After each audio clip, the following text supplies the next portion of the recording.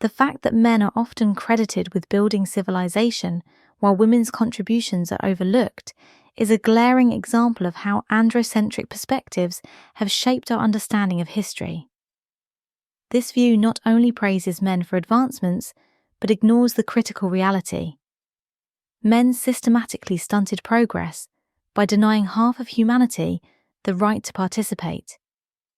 By excluding women from education, politics, science, and culture, men didn't just fail to uplift society, they held it back.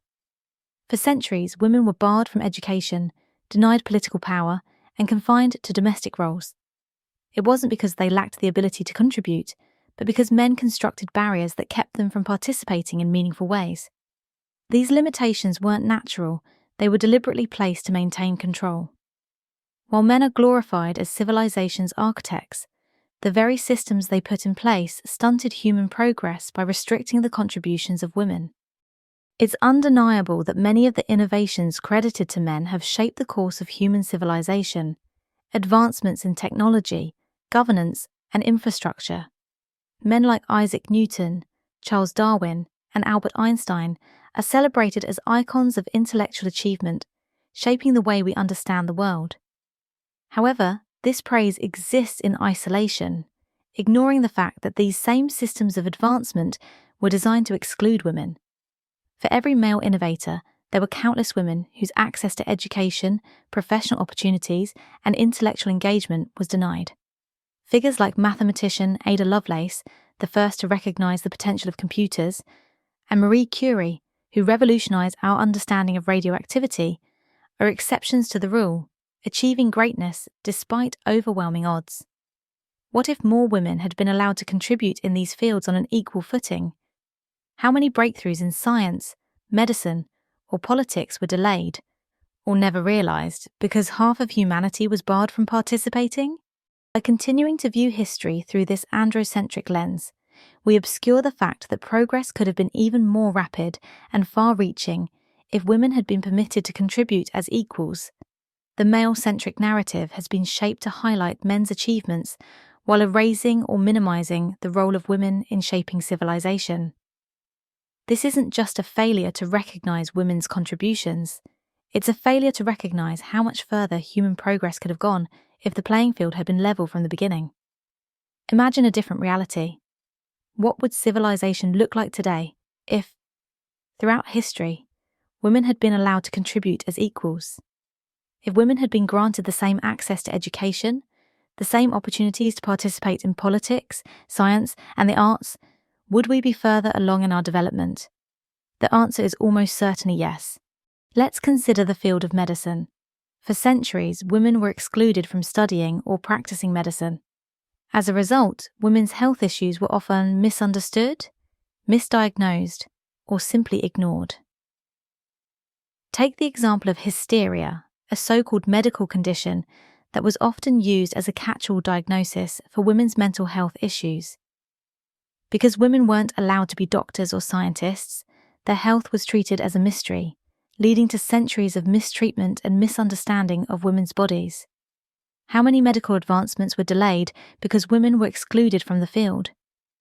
In politics, the absence of women's voices delayed the progress of laws and reforms that could have benefited all of society.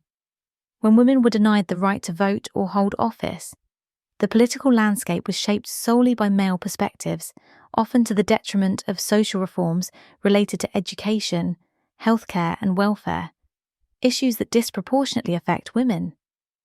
Societies that failed to include women in decision-making processes missed opportunities to create more inclusive and effective policies. Even in fields like art and literature, where women have contributed significantly, they were often erased or ignored. Women like Mary Shelley, who wrote Frankenstein, or the Bronte sisters, who published under male pseudonyms, are examples of women who succeeded despite these barriers. But for every woman whose name survived, how many brilliant female writers, artists, and thinkers were lost to history because they were born into a world that didn't value their contributions? The concept of androcentrism extends far beyond history. It's embedded in modern media, academia, and workplaces, where the male experience continues to be treated as the default. In science, research has long prioritized male bodies in medical studies, often ignoring how treatments might affect women differently. In business, leadership structures are still overwhelmingly male, perpetuating the idea that men are natural leaders, while women are often left out of critical decision-making roles. Even today, many accomplishments by women are downplayed, their successes framed as exceptions rather than evidence of their equal capability. This androcentric bias shapes not just how we view the past, but how we shape the future, continuing to limit women's opportunities to contribute fully to society. Some might argue that men's domination of civilization was inevitable, that men were naturally better suited to leadership roles, or that history would have unfolded the same way regardless of women's exclusion. But this argument is rooted in cultural and societal norms, not biological reality. There's no evidence to suggest that men are inherently better at innovation or leadership, only that they were given exclusive access to the tools and opportunities necessary to succeed. By denying women those same opportunities, men didn't demonstrate superiority. They demonstrated how exclusionary practices can artificially limit progress. The systems that kept women out were designed to maintain male dominance, not because men were naturally more capable, but because they were in positions of power and control.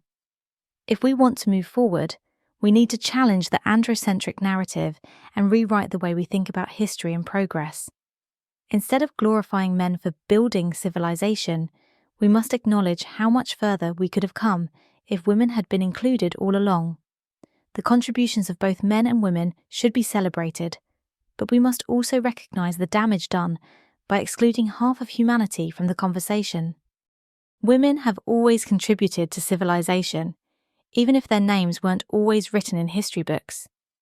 From scientific pioneers like Rosalind Franklin, whose role in the discovery of DNA was overshadowed, to political leaders like Emmeline Pankhurst, who fought tirelessly for women's suffrage, these women broke through immense barriers to make their mark. And there are countless others whose work has been lost or erased because they didn't have the same opportunities as men. The idea that men have advanced civilization while ignoring the ways they critically stunted its growth by excluding women is a clear example of androcentric thinking. Men's accomplishments must be viewed in context, alongside the lost potential of women who were kept from contributing to society's progress. By rethinking the way we view history, we can finally move toward a future where progress is measured not by the achievements of a few, but by the contributions of all. Only then can we truly advance as a civilization.